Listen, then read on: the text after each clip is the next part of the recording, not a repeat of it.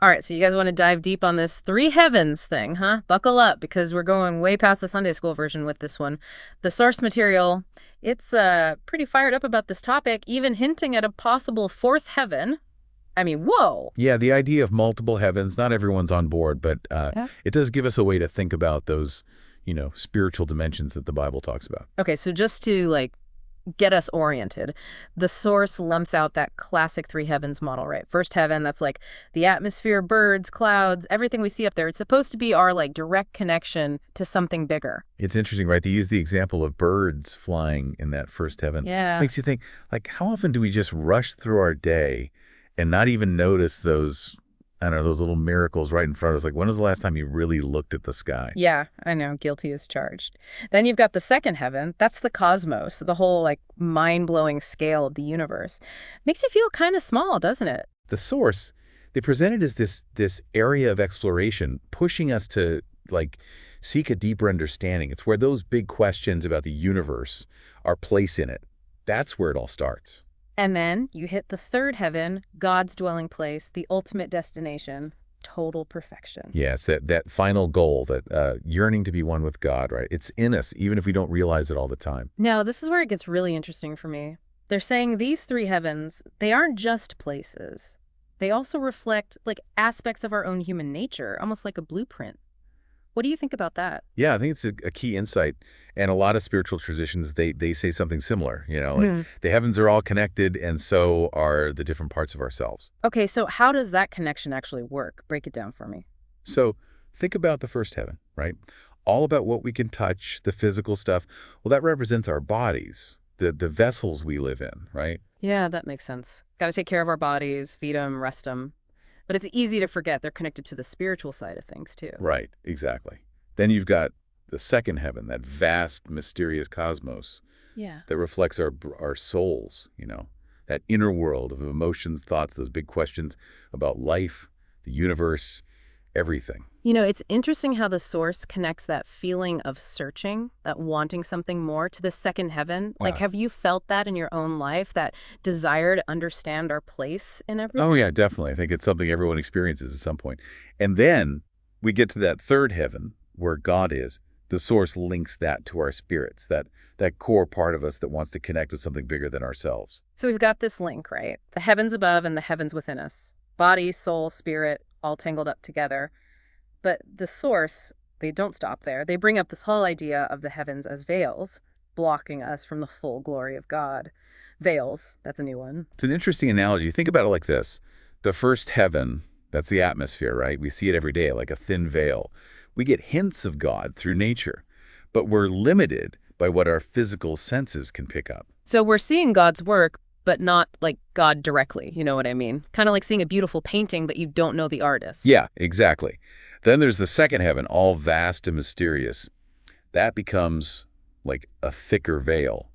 It makes us ask those bigger questions, to look past just the physical world for answers. Like that awe you get looking up at the stars, knowing there's so much we don't get. Totally. Makes you want to know more. And finally, you reach the third heaven. That's where the source says the veil disappears completely. You experience God directly. Hold on. What about that veil in the temple, the one that ripped when Jesus died? What does the source say about that? Oh, that's a great connection. And the source, they address that. They say that tearing of the temple veil, that's symbol. It means we have access to God because of Jesus' sacrifice.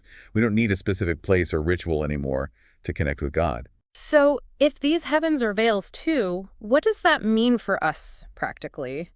What kind of veils do we need to tear down in our own lives to really experience God? That's a really good question, and one I think we each got to figure out on our own, right? What's blocking you? Is it fear, being too busy, always wanting more stuff? Those are all potential veils that could be messing with your connection to God. Okay, this is getting pretty deep already, and we haven't even talked about angels yet. The source says the heavens are full of them, all with their own jobs. You've got angels fighting for us in the first heaven, fallen angels maybe lurking in the second. Now, with this angel stuff, we got to be careful. Not everyone takes it literally. The source's interpretation, it's just one way to look at it. But the idea of unseen forces, good and bad, that's pretty common in a lot of spiritual traditions. One thing that really stuck with me was that story about the angel Gabriel, how he ran into resistance in the second heaven. If we think about these spiritual forces, could that explain why some prayers don't get answered? Or those times when you hit a roadblock and you just can't figure out why. That's a fascinating question, definitely one worth thinking about. The way the source describes Gabriel's struggle, it does open up a lot of possibilities, doesn't it? And then there's that little hint about a fourth heaven. The source calls it the New Jerusalem coming down from heaven.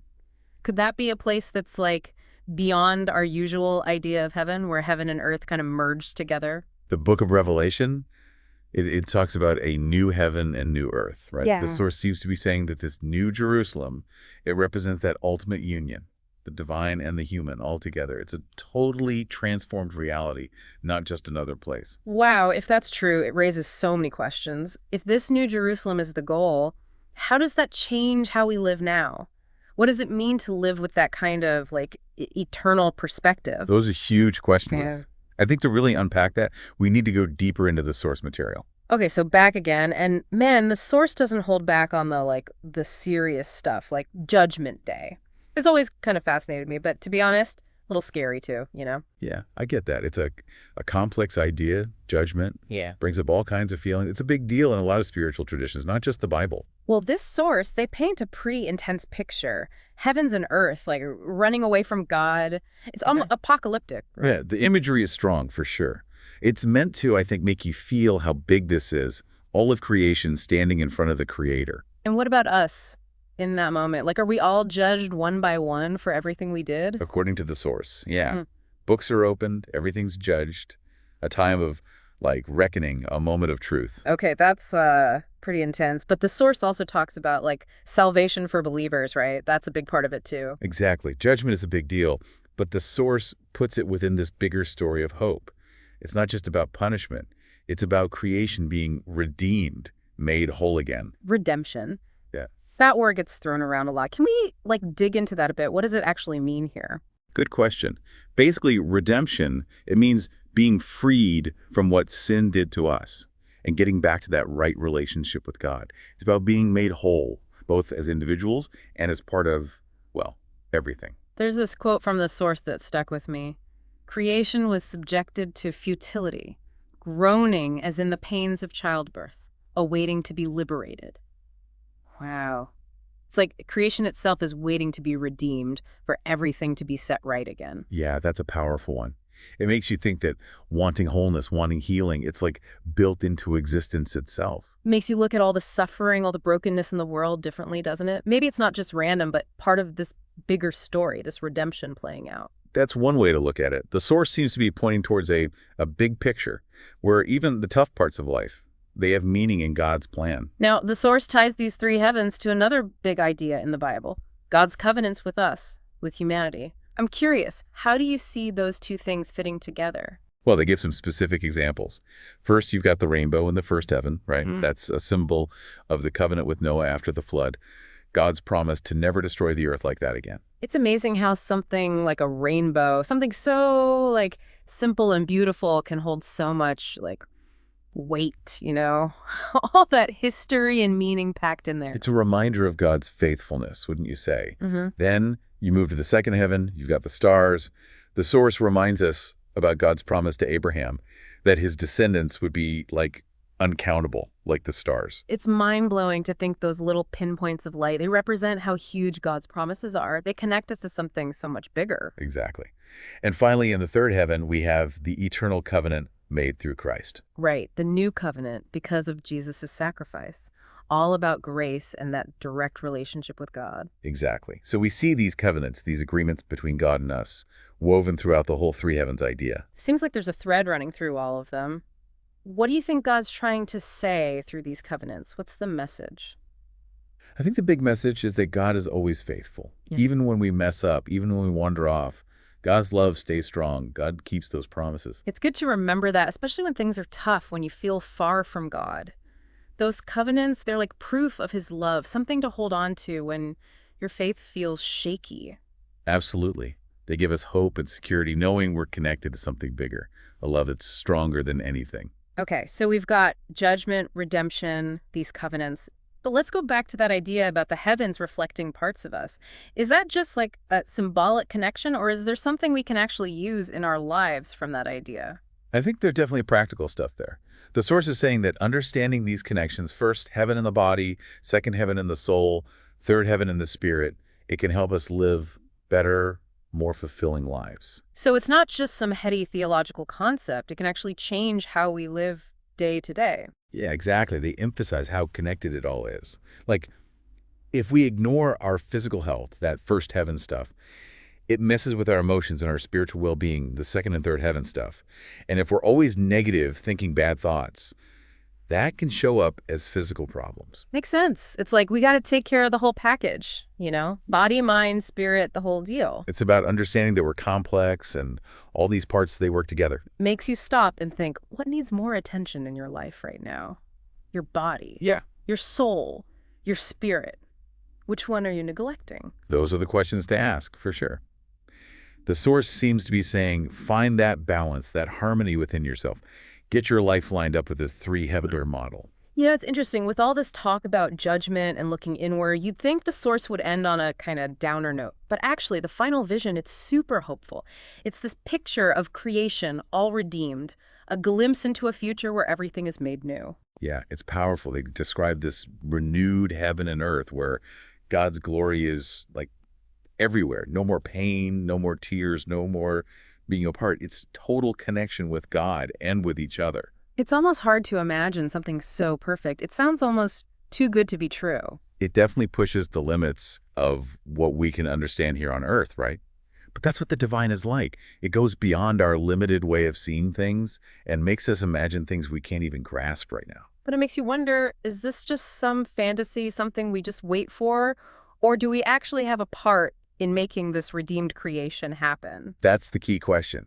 And the source says straight up, it's not about just escaping this world and going to heaven. It's about bringing heaven down here. So we're not just watching this happen, we're actually part of it. Right. We're called to be like God's representatives, showing his love, grace, and redemption in the world. Okay, it's starting to get it, but what does that look like practically? How can we, each of us, help make this happen? Like, what are the actual steps? The source says it starts with changing how we think. Instead of getting caught up in what's happening right now, we need to see our lives through like an eternal lens. So thinking long term, thinking about how what we do affects eternity. Exactly.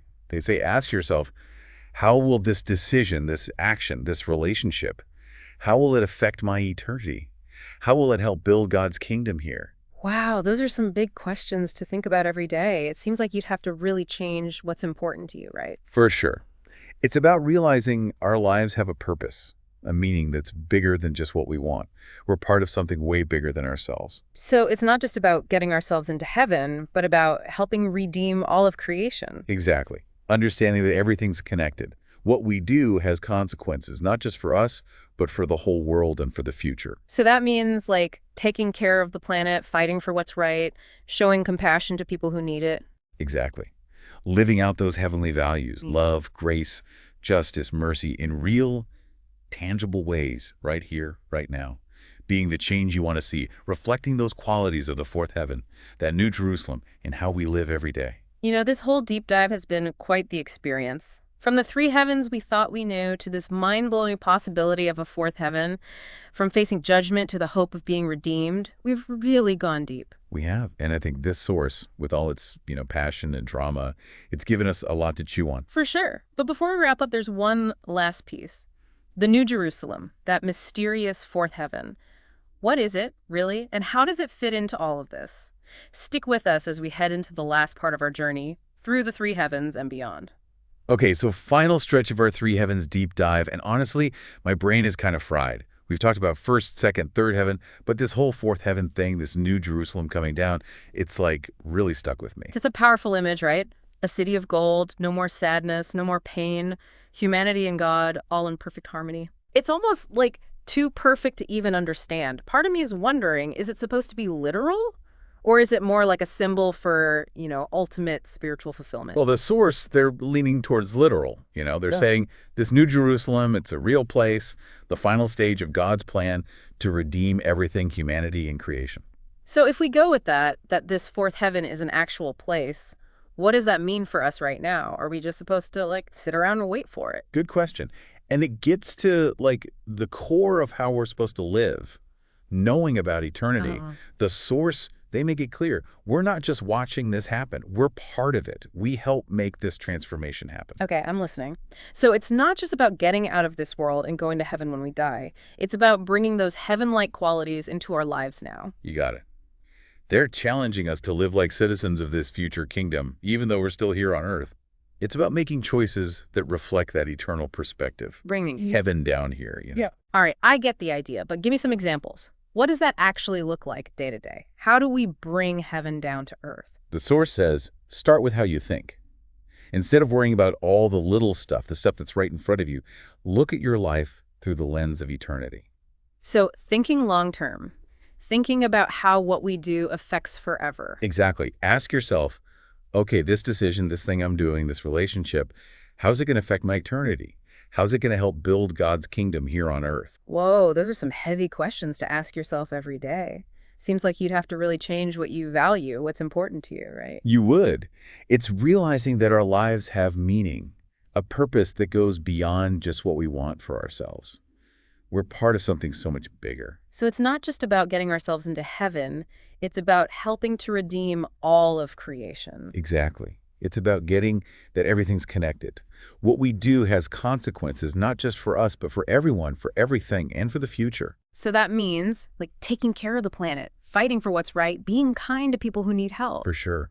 It's about living out those heaven-like values, you know, love, grace, justice, mercy. Doing those things in real ways, right here, right now. Being the change you want to see, reflecting those qualities of that fourth heaven, that New Jerusalem in everything you do.